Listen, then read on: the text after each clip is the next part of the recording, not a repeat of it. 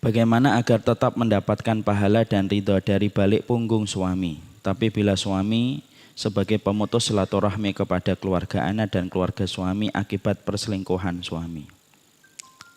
Masya Allah. Kita menjawab dulu. Kedudukan suami dalam kehidupan istri sangatlah besar.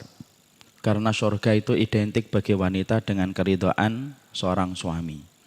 Rasulullah SAW menyampaikan dalam hadis dan riwayat yang sahih, "Lau kanat bihi qarhatun falahasatha ma'adat haqqahu syai'an." Kalaupun seorang istri mendapati suaminya ada nanah yang keluar dari sekujur tubuhnya, lalu wanita menjilat setiap nanah-nanah itu, sampai habis nanah itu dia jilat dari tubuh suaminya, itu pun tidak bisa membayar. Bagaimana harusnya dia bersyukur kepada suaminya. Dan itulah kedudukan seorang suami dalam kehidupan seorang istri. Istri ataupun wanita sebelum dia menikah dan sesudah menikah kedudukannya berbeda untuk mendapatkan surganya Allah. Ketika dia belum menikah, maka yang pertama Allah dan Rasul, kemudian ibu dan bapaknya. Tapi ketika dia sudah dihalalkan oleh seorang laki-laki, Allah dan Rasul, suami, kemudian ibu dan bapaknya. Urutan ibu dan bapaknya jatuh pada urutan setelah suaminya. Kenapa seorang suami mendapatkan kedudukan semacam itu? Kita harus paham dulu, Allah tidak pernah menyamakan antara laki-laki dengan perempuan. Walaisa dzakar unsa, laki-laki tidak pernah sama dengan perempuan. Artinya konteksnya adalah memang medan jihadnya laki-laki dan perempuan itu berbeda. Medan jihadnya laki-laki adalah ketika mereka berjuang untuk menegakkan kalimat Allah di tempat-tempat jihad ketika terbuka pintu jihad yang benar. Adapun medan jihadnya perempuan itu tidak di tempat jihad. Jadi tidak usah ada ibu-ibu di sini ngomong, saya pengen ke Palestina Ustaz, tidak usah. Saya pengen menggantikan posisinya Razan, alah tidak usah ibu. Nanti dengar suara tembakan malah terkencing-kencing nanti, maaf. Nanti ada suara bom, yang lain maju takbir, ibu-ibunya malah toilet, mana toilet. Karena memang bukan medannya, dia berada di tempat jihad. Makanya tempat jihadnya seorang wanita itu bersama dengan suaminya. Kalau menyebutkan konteks jihad, itu tidak ada yang gampang. Tidak ada yang mudah. Kalau ada seorang wanita berkata enak betul dan sulit betul untuk mendapatkan ridhonya seorang suami, yaitu karena medan jihadnya seorang wanita. Kenapa seorang suami mendapatkan kedudukan yang semacam itu? Karena tanggung jawab dia begitu berat kelak pada waktu di kampung akhiratnya. Maaf ya ibu-ibu. Ibu-ibu hari ini yang tidak puasa, makan apa? Nanti yang ditanya bukan ibu. Yang ditanya suaminya. Istrimu hari Sabtu di akhir Ramadan makannya bubur ayam. Kemudian tusuk satenya 3. Yang ditanya bukan istri, tetapi yang ditanya adalah seorang suami. Hartanya dari mana dan apakah membelanjakannya itu dulu mendapatkannya halal ataukah haram. Ibu terlambat sholat hari ini sampai sholat subuhnya jam 8 tadi. Waliyadzubillah, kalau ada harus diruqyah itu. Maka yang ditanya bukan istrinya, tapi tetapi yang ditanya adalah suaminya. Istrimu hari Sabtu ternyata sebelum kajian baru sholat subuh jam 8. Kenapa istrimu melaksanakan sholat subuh jam 8? Yang ditanya suaminya. Makanya tanggung jawab seorang laki-laki menanggung dirinya sendiri saja begitu berat. Apalagi menanggung kehidupan ibu dan kehidupan anak-anak kelak pada waktu di hari kiamat. Sebelum hisab itu dibebankan kepada seorang wanita, hisabnya wanita separuhnya sudah ditanyakan Allah kepada suaminya dulu. Makanya itulah maksud dari apa yang disampaikan oleh Rasulullah, kullun mas'ulun an ra'iyatihi. Setiap orang itu bertanggung jawab terhadap apa yang dia harus memberikan tanggung jawab. Dan itu adalah kepada istri dan anak-anaknya. Hartanya nanti kemudian akan bertanggung jawab di hadapan Allah. Dan itulah beratnya seorang suami. Makanya ketika kita mengetahui beratnya seorang suami ketika dia menanggung beban-beban berat yang semacam itu, makanya sampai-sampai kita menjumpai syariat itu mendudukkan seorang laki-laki seakan-akan lebih tinggi, padahal tidak. Padahal pada dasarnya itu sama, karena sesungguhnya Allah memberikan medan jihad bagi wanita, bahwasanya dibalik keridhaan seorang suami itu justru dia akan mendapatkan surga. Makanya kalau masih ada yang ingat, saya menyampaikan, seorang istri ketika dia berbuat baik kepada suaminya, karena dia menunggu kebaikan suaminya, pasti akan kecewa, karena suaminya bukanlah malaikat yang tidak pernah berbuat salah. Tapi seorang istri ketika dia berbuat baik kepada suaminya, karena dia tahu di balik punggung suaminya itu ada surga, pasti dia akan istiqomah melakukan khidmah dia yang terbaik kepada suaminya, walaupun terkadang kebaikan dia tidak peroleh secara sempurna. Makanya memang harus bersabar, dan itu adalah medan jihadnya seorang wanita, dan yang menilai kebaikan ibu bukanlah suami. Karena suami mungkin lupa kebaikan ibu. Yang menilai kebaikan ibu bukanlah seorang laki-laki yang bernama suami, karena dia mungkin terlewatkan ketika mendapati kebaikan ibu. Tetapi yang tidak pernah melewatkan kebaikan istri kepada suami, yaitu adalah Allah, ketika Allah akan menjadikan 8 pintu surga, akan memanggilnya kelak pada waktu hari kiamat, dan 8 pintu surga akan mempersilahkan dirinya untuk dilewati oleh wanita yang telah mendapatkan keridhaan dari suami, sampai-sampai 8 pintu surga itu tidak pernah menutup pintunya dari wanita yang telah mendapatkan ridho dari suaminya. Makanya besar betul. Tidak usah kita mengatakan, kalau suami saya kayak Rasul mungkin saya bisa, Ustaz. Tidak usah begitu. Asiyah itu mendapatkan suami Fir'aun. Siapa orang yang lebih kejam daripada Fir'aun? Yang memberikan kepres. Setiap bayi laki-laki Bani Israel dipenggal kepalanya. Saya bayangkan mental tentaranya Fir'aun itu sekejam apa. Sampai seluruh tentaranya Fir'aun melaksanakan perintahnya Fir'aun, setiap bayi yang baru lahir masih merah, dibuka itu celananya, dibuka penutup kain yang menutupi kelaminnya, ketahuan laki langsung dipotong kepalanya. Dan saya lagi mencari riwayat berapa ribu bayi yang dibunuh pada pemerintahan Fir'aun ketika dia memimpin wilayah Mesir. Belum ketemu sampai sekarang. Para ulama cuma menyebutkan mi'atun. Mi'atun itu ratusan bayi pernah dipenggal oleh tentaranya Fir'aun. Tapi yang menarik adalah justru Asiyah itu mendapatkan surga.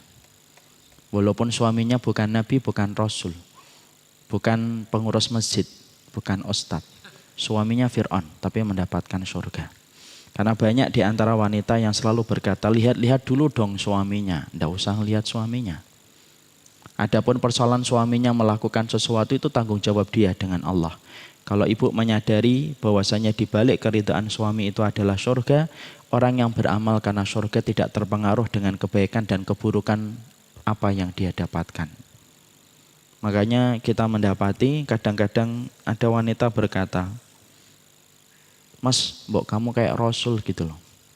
Jangan mengharapkan suami kita kayak Rasul kalau diri kita bukan kayak Khadijah. Ya, kadang-kadang kayak Rasulullah itu loh. Suaminya nanti jawab, kamu aja nggak kayak Khadijah kok. Tidak usah mengharapkan saya kayak Rasul. Dan tidak usah menang-menangan kita nanti. Kalau ada kayak gini, suami ada yang, wah ini harusnya istri saya ikut kajian hari ini, tidak usah gitu. Dan kemudian istri juga merasa, waduh suaminya jangan sampai dengar kajian pagi ini nanti akan jadi pembenaran untuk dia, tidak usah. Tapi kita berusaha semaksimal mungkin. Kecuali ketika suami melakukan dosa-dosa besar. Nanti dilihat di dalam kitabnya Sahih Fiqih Sunnah Abu Malik Kamal Sayyid Salim. Kategori dosa besar itu kapan seorang istri boleh menggugat untuk suaminya dan boleh untuk tidak bertahan bersama suaminya. 1, melakukan syirik, kufur.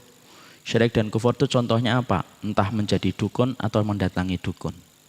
Tidak sholat, berzina, dan betul-betul memastikan berzina ya, bukan menduga-duga bahwasanya itu berzina, tapi memastikan betul itu adalah berzina. Minum khamr, kemudian dia membela kebatilan mati-matian dan melawan syariat-syariat Allah. Itu termasuk kategori dosa-dosa besar yang wanita boleh menggelegar suaranya untuk menggugat suaminya ketika suaminya melakukan dosa-dosa besar. Memukuli terus-menerus, memukuli anak-anaknya terus-menerus, memberikan rezeki yang haram tidak pernah berhenti dan tidak pernah mau dinasihati. Kalau kategori dosa-dosa besar itu silahkan. Kata para ulama, gugatlah atas nama Allah bukan atas nama perasaan. Tapi kalau kemudian kita baru menduga-duga, tidak boleh. Karena hukum tidak bisa diterapkan berdasarkan dhon, prasangka. Tapi hukum itu ditetapkan berdasarkan kepada ilmu dan keyakinan. Suami saya selingkuh. Selingkuh dalam bentuk apa dulu? Dipastikan dulu selingkuhnya apa. Kalau kemudian selingkuhnya sampai terjatuhnya perbuatan zina, ibu diberikan dua pilihan. Satu, ibu kemudian berpisah untuk menjaga hatinya dan supaya ibu tidak dicampuri oleh seorang laki-laki pezina. Tapi kalau ibu mendapatkan seorang suami punya komitmen untuk bertaubat dan dia menyatakan penyesalannya, maka berikan kesempatan itu lebih baik. Karena memaafkan itu termasuk salah satu amal yang mana timbangan itu hampir-hampir tidak mampu menanggung kebaikan dari orang yang memberikan maaf kepada manusia. Bapak dan Ibu harus paham, ada 3 amal, kata para ahli tafsir. Yang mana 3 amal ini apabila ditimbang, hampir-hampir kebaikan mizan, timbangannya itu hampir tidak kuat untuk menanggung beban kebaikan yang begitu berat. Apa itu 3 amal itu? Pertama, sabar. Makanya Allah menyampaikan, innama yuwaffas sabirun ajruhum bighairi hisab. Bahwa orang yang bersabar itu tidak ada batasnya. Yang kedua, memaafkan kesalahan orang. Faman afa wa aslaha fa ajruhu 'alallah. Siapapun yang memaafkan dan berbuat baik, maka pahalanya hanya Allah yang mengetahuinya. Dan yang ketiga, saum, puasa. Makanya Allah mengatakan wasaumu li wa ana ajzi bihi. Puasa itu untuk diriku dan akulah yang akan menggantinya secara langsung. Disinilah kita paham kalau memaafkan itu baik. Tapi kalau tidak kuat, diberikan kebebasan untuk meminta pisah. Wanita suaminya mendapatkan suaminya berzina, minum khamr, melakukan dosa-dosa besar, meninggalkan sholat, datang ke dukun, itu termasuk kategori dosa besar. Sekarang kita lihat akibat perselingkuhan suami. Perselingkuhan itu bagaimana? Karena hari ini kita harus sepakati dulu. Seorang suami ketika mereka menikah lagi dengan cara yang benar, kategori masyarakat mengatakan itu selingkuh. Padahal menurut kategori syariat itu bukan selingkuh selama dilaksanakan dengan cara yang benar. Tapi kalau perselingkuhan ini memang betul-betul perselingkuhan, jalan, makan, bertemu, sampai mesan kamar, nah itu perselingkuhan itu. Kalau kemudian itu akibat perselingkuhan, maka sesungguhnya ibu diberikan kebebasan untuk memilih meneruskan, tentunya butuh kesabaran ekstra, atau berhenti sembari istikharah dan tidak melanjutkan ketika kita tidak kuat. Apabila suaminya terbukti 100% berzina. Kalau baru mengarah ke arah itu, maka sesungguhnya memaafkan lebih baik. Karena bisa jadi kita paham laki-laki yang menemani ibu hari ini hanyalah laki-laki akhir zaman yang penuh dengan fitnah ketika dia berada di luar rumah. Dan banyak sekali perangkap dan jebakan yang dibuat oleh setan yang menjadikan dia terkadang lupa kedudukan dia bersama dengan keluarganya. Mengingatkan suami yang sedang lupa itu sama dengan mengingatkan orang yang sedang mabuk. Kalau ditampar itu malah tidak akan menyelesaikan masalah. Kalau kita dapati ada orang sedang mabuk, Pak, kemudian kita tampar bolak-balik, justru malah dia tambah marah. Yang dilakukan, biarkan dulu sampai pengaruh mabuknya itu hilang. Dan banyak orang yang terkadang mabuk kepayang, mabuk asmara, padahal itu bukan halal. Makanya ketika ada istri yang semacam ini, kalau dia mampu untuk bersabar, tunggu sampai mabuk asmaranya itu hilang. Moga-moga kesabaran menunggu, bukan suami yang akan memberikan kebaikan, tapi Allah yang akan membalas secara sempurna dalam kehidupan di akhirat. Karena memaafkan orang lain itu merupakan satu amal yang mana timbangan kebaikan hampir tidak mampu untuk menanggungnya, saking beratnya kebaikan yang dimiliki apabila kita memaafkan orang atas kesalahan yang dilakukan. Wallahu a'lam bishawab. Jadi kalau kita mendapati semacam itu, dan kita harus paham juga, setelah saya menjawab ini kita juga harus paham, Bapak dan Ibu saya juga harus mengerti, memang bahasa laki-laki dan perempuan itu beda. Makanya tadi kita menyampaikan walaysa dzakaru kal unsa. Sesungguhnya laki-laki dan perempuan itu tidak sama. Laki-laki sedikit bicara, perempuan banyak bicara. Walaupun pura-pura tidak mau jawab, tidak apa-apa saya jawab. Ya. Makanya laki-laki kalau ditanya, dari mana Pak? Mall. Persis sesuai dengan pertanyaan. Laki-laki. Kalau perempuan kan tidak. Dari mana Bu? Dari mall. Mallnya rame banget. Masya Allah. Tapi diskonnya juga banyak. Tadi ketemu ustadz saya sama istrinya. Anaknya lucu. Masya Allah. Padahal ditanya dari mana Bu? Dapat mall, diskon 50%, ketemu ustadz. Ya begitulah. Kita ditakdirkan oleh Allah dan seorang laki-laki begitu. Laki-laki memiliki logika yang lebih kuat. Adapun perempuan memiliki perasaan yang lebih kuat. Dan Bapak harus paham, kalau kita laki-laki kan punya, bisa mengkategorikan mana masalah kecil dan mana masalah berat. Kalau perempuan tidak, semua masalah itu berat. Ya. Pengalaman Ustadz? Enggak, karena habis baca buku saya. Jadi kata penulis buku itu mengatakan persoalan jerawat itu bisa dianggap berat bagi wanita. Ya, jadi persoalan Bapak ditanya, saya gemuk atau tidak? Bapak kalau jawab jujur, salah. Tidak jawab, salah.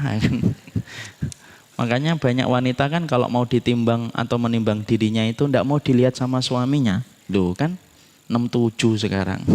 Dulu ketika saya nikahin kamu 47, 20 kilo nambahnya. Nah, itu jadi masalah. Itu karena memang Allah memberikan ujian bagi kita untuk mengetahui karakter istri dan suami kita masing-masing. Makanya perempuan enggak usah sering ngomong gini, dasar laki-laki enggak punya perasaan. Ya memang logikanya lebih jalan kok. Nanti dibalik marah, ya kan? Dasar perempuan enggak punya akal, kan marah nanti. Ya kan? Tapi Bapak kenapa ketawanya keras banget ya? Biasa aja Pak. Santai aja ketawanya. Tapi disitulah kita paham, itulah ujian yang Allah berikan ketika kita menikah. Ini kita membicarakan pasangan-pasangan yang insya Allah ketemu nanti di surga. Ya sabarnya pasti ini. Dan ibu harus paham, menemani suami itu memang balasannya Allah yang janjikan. Jangan berbuat baik karena suami, pasti ibu kecewa. Sebaik-baik suami itu pasti kemudian akan mengecewakan dalam beberapa hal. Makanya ketika kita berbuat baik kepada suami itu karena Allah, ibu tegar. Dia baik itu bonus dari Allah. Dia tidak baik ketika ibu sudah berbuat baik, maka ibu tahu memang yang ganjar bukan dia kok. Yang memang ganjarnya itu adalah Allah nantinya. Tenang, siap apapun perbuatan kalau sudah disandarkan kepada Allah menjadikan kita tenang. Gampang ngomongnya Ustadz, betul. Prakteknya yang susahnya luar biasa. Makanya biasanya ibu-ibu kalau habis mendapatkan kajian tentang taat kepada suami, Masya Allah, pulang-pulang itu berubah. 2 hari, 3 hari. Setelah itu ya balik lagi, itu basic. Ya back to basic dia. Tapi itulah sifatnya kita harus untuk mengingatkan. Makanya saya masih ingat ada kisah nyata bapak-bapak itu di Bekasi Timur. Saya itu Ustadz kalau istri saya sudah mulai marah-marah sama anak-anak gitu, mulai tidak sabar sama anak-anak. Nah itu saya carikan kajian Ustadz. Oh gitu ya Pak? Iya. Makanya saya ikut di grup kajian Antum Syamila itu. Ya salah satunya nyarikan kajian untuk istri saya. Saya ngomong sama istri saya, Mi ikut kajian aja Mi 2 hari ini. Lah ndak masak, biarlah ndak usah, catering aja. Nih saya tambahin untuk dana catering. Kenapa saya itu mendorong istri saya untuk ngaji ya Ustadz? Setelah mulai kelihatan tidak sabarnya, cerewetnya sudah mulai nambah sama anak-anak.